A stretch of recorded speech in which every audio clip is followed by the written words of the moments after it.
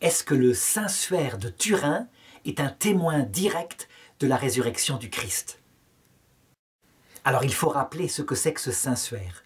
Une bande de tissu de 4 mètres de long, recto et verso, qui visiblement a contenu le corps d'un crucifié.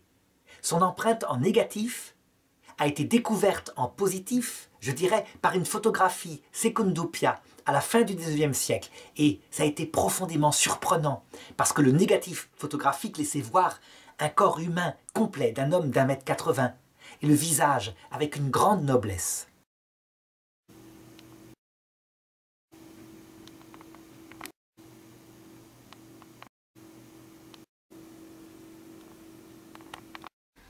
L'empreinte a été étudiée longuement par des scientifiques.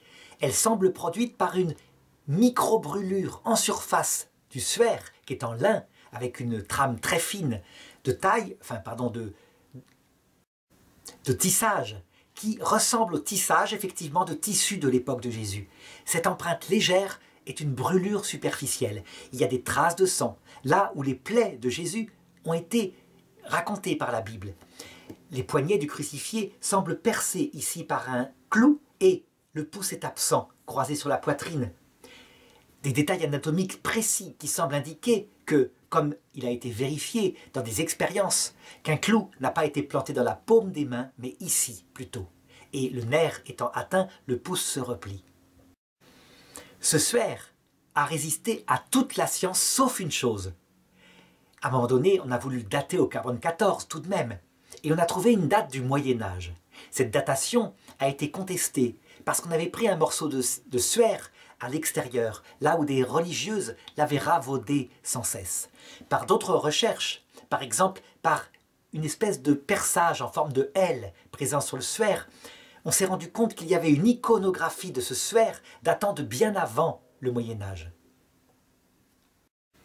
Il est vrai que pour n'importe quel, je dirais, tissu archéologique, on aurait ici suffisamment de preuves pour indiquer que c'est le suaire qui a contenu le Christ. Cependant, si certains scientifiques résistent, c'est parce que ce n'est pas n'importe quelle relique, justement. Elle résiste à tout. Elle semble n'être inexplicable. Et surtout, la manière dont s'est fait l'empreinte n'est toujours pas expliquée. On dirait en fait un éclair lumineux puissant qui, en fonction de la distance du visage, a produit cette image non faite de main d'homme, sur le linceul. On peut s'étonner que l'Église catholique ne se prononce pas définitivement en disant « c'est le vrai linceul du Christ ». En fait, l'Église catholique ne se prononcera pas pour une raison simple. C'est que ce linceul, il est mis par Dieu, je pense, pour la science, pour lui résister. Et donc ce n'est pas au magistère de l'Église qui s'occupe de doctrine du salut, de se mêler de quelque chose qui doit résister à la science, jusqu'à ce que la science, à un moment donné, reconnaisse qu'il y a quelque chose. Pour ma part, je suis assez convaincu que c'est le suaire authentique.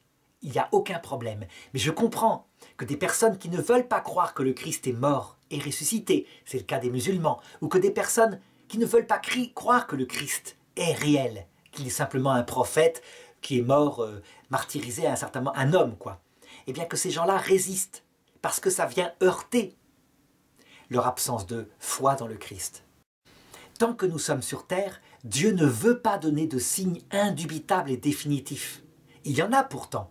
Pensons par exemple à la Vierge de Guadalupe, cette sérigraphie sur un poncho fait en feuilles, je dirais, de cactus, cette sérigraphie du XVIe siècle, inexplicable pour l'époque, pour la technologie de l'époque. Et pourtant, je dirais, l'image de la Vierge est bien là. Dieu pourrait donc donner des signes indubitables, faire des grandes apparitions dans le ciel. Il ne le veut pas, pour une raison simple. C'est que la terre, il nous laisse à notre propre raison, à notre propre recherche de foi. Pour ce qui est de la gloire, elle éclatera en pleine lumière à l'heure de la mort. Vraiment. Mais ça, c'est la deuxième étape. En attendant, la sagesse de Dieu consiste à donner suffisamment de signes pour ceux qui veulent bien croire, et pour ceux qui ne veulent pas croire, eh bien, les signes, ils pourront les rejeter. À l'heure de la mort, eh bien, je dirais que ce sera avec un grand humour que ceux qui ont passé des années avec des sommets d'intelligence à inventer des théories pour nier l'existence de Dieu lorsqu'ils se verront vivants face au Christ ressuscité. Et il ne se vengera pas, parce qu'il a livré tous les hommes à leur propre faiblesse, afin de faire à tous miséricorde.